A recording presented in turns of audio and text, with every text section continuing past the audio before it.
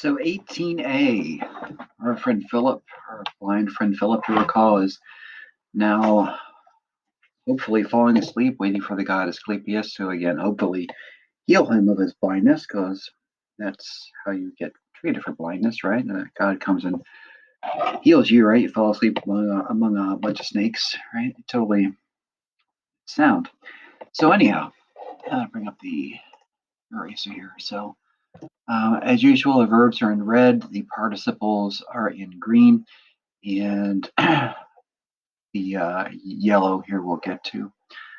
Well, yellow, what is yellow? It's the new verb that you're introduced in the grammar, the first half of the chapter, right? Didomi. And we're going to go over the first 5 and part of the 6th line, but there aren't any forms of that verb in that. So I've just highlighted a few forms of this new verb that is the grammar of this half chapter here in the tail end of this paragraph that we'll mention when we get to it. All right, but we're going to go through a case tie. So starting from the top, telos de hutos ekamen o Philippos, hoste eis batun hupnon episen. All right, so 2 verbs, ekamen, episen. So ekamen, sense of that. Hopefully you're thinking imperfect, right? Imperfect, right? It has a present stem, but an e augment at a secondary ending.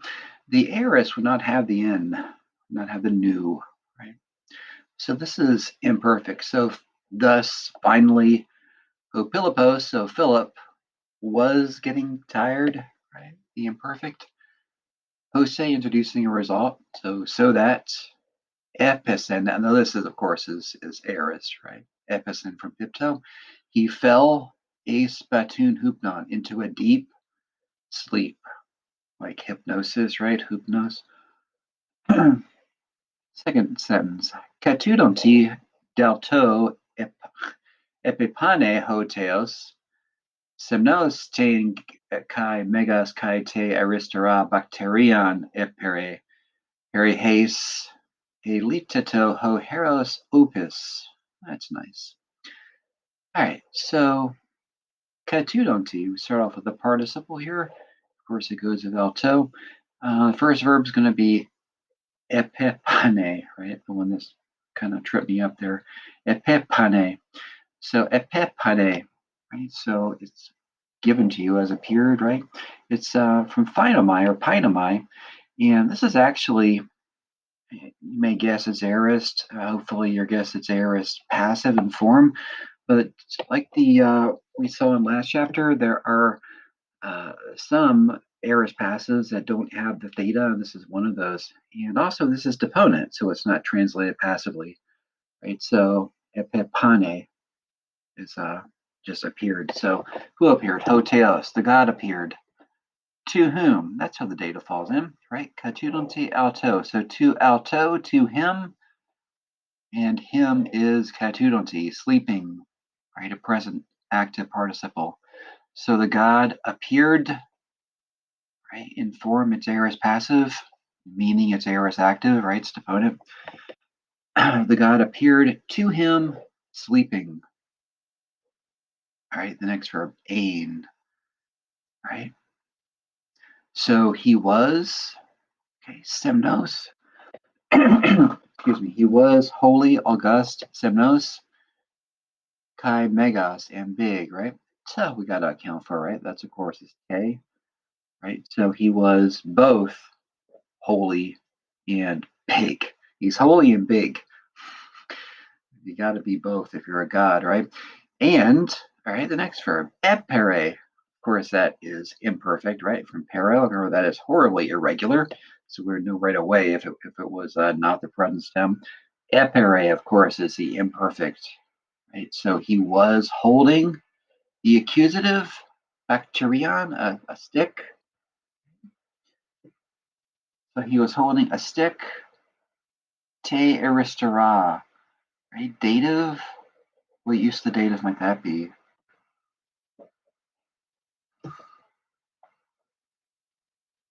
Say means, right?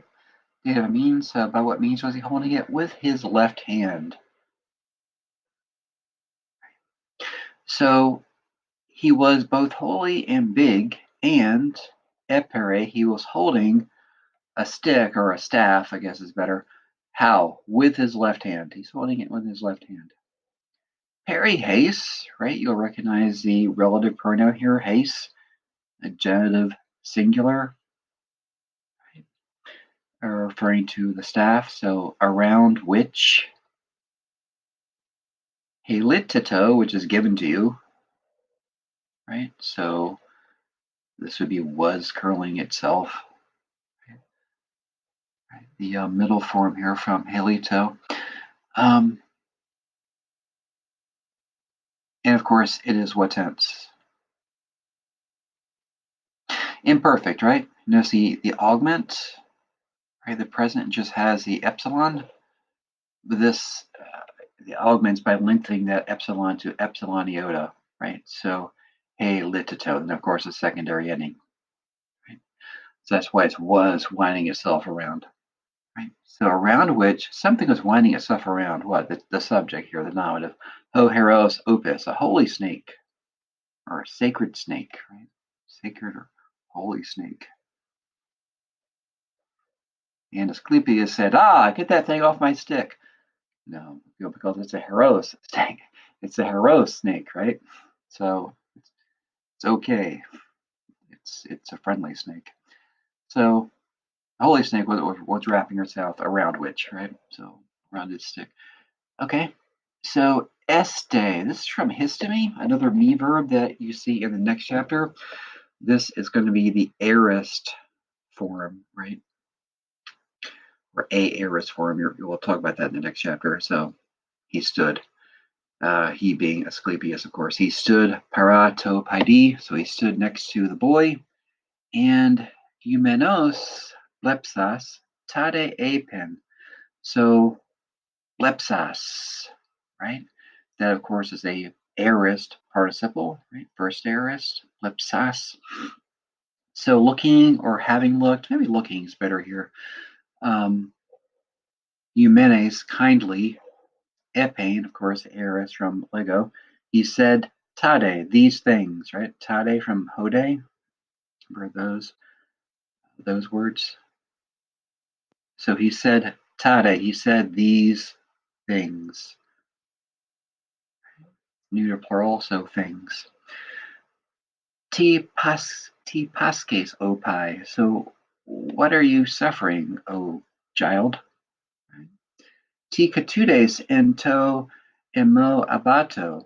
So why are you sleeping in my holy place it gives you?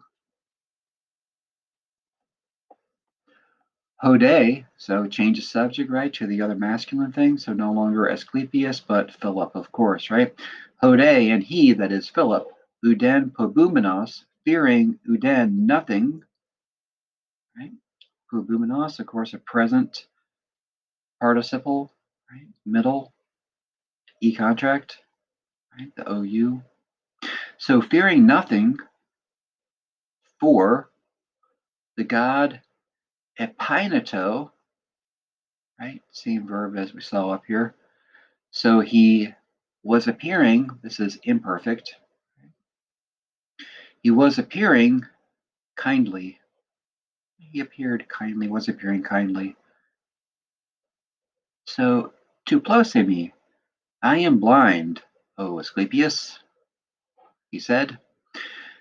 Hecaun hos aiteson se tus optamus moi akestai. So I have come, therefore. Okay, here we have hos with the future participle. Remember, we can use that to show purpose. Right, so for what purpose has he come? In order to ask you to do the infinitive, akesai, to heal, right, from akeomai, heal. To heal the eyes for me, or my eyes, right, the dative here. Okay. All right, so doses and doso, of course, are forms of didomy. And of course, by now, hopefully, for what we've done in the grammar, you can identify the tense of those verbs. They are both future tense, of course, right? Doses, so you will give. and doso I will give. All right, so we work out the rest of this. We did really almost half of it, right? We did, yeah, probably almost half, maybe a little less than half. So finish this up, I'll go over to class, and I'll see you later.